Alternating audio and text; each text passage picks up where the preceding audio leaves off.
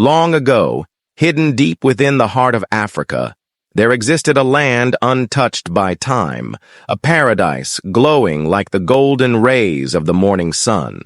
It was called Amaoma, the land of eternal beauty. The rivers sparkled like diamonds, the air carried the sweet scent of blooming flowers, and the earth itself shimmered with an otherworldly glow. But Amaoma had a secret. It was a land ruled and inhabited only by women. These women were not just beautiful, they were ethereal, their skin kissed by the sun, their curves sculpted like the finest works of art. They lived without worry, without suffering, in a realm where every desire was met. No man had ever set foot in Amaoma, for an ancient law forbade it. Many had tried, warriors, kings, even mystics, but none could pass the golden mist that guarded the gates. That was until Chinaemerem, an Igbo man whose name meant "God has done it for me," arrived. He was no ordinary man, tall and strong with eyes that carried the fire of 1,000 suns and a voice that could melt the hardest heart. The arrival of Chinaemerem. One evening, under the full moon's glow, Chinaemerem stood before the golden mist. He did not come with weapons like the others, nor did he come with force. He simply smiled, letting the wind carry his deep, rich voice as he spoke. "O beautiful land, I seek not to take, but to adore. I seek not to rule, but to love.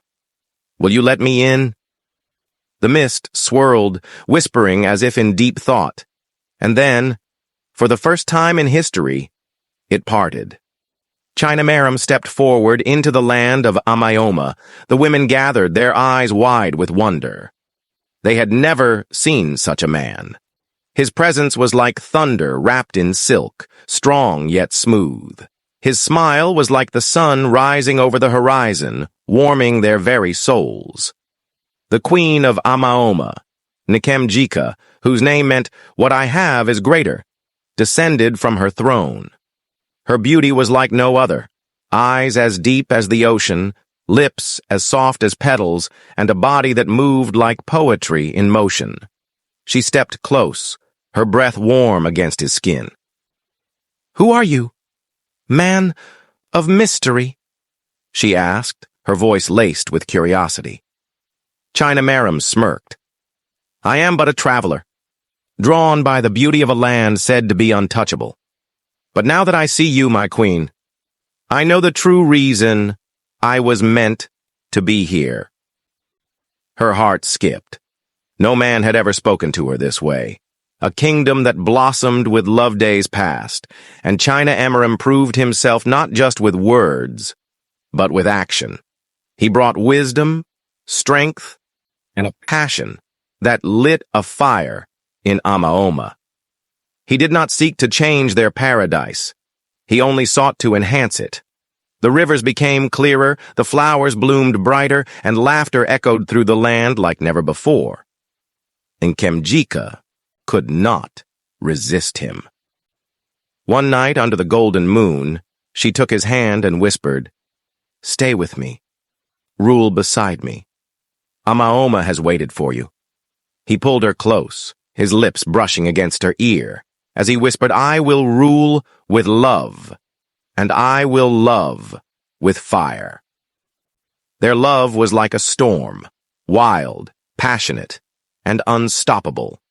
The women of Amaoma, once forbidden to know the touch of a man, found themselves drawn to Chinaemerem's presence.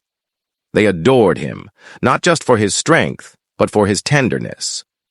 "Queen," one of the women, Adana, said one evening, "we cannot lie.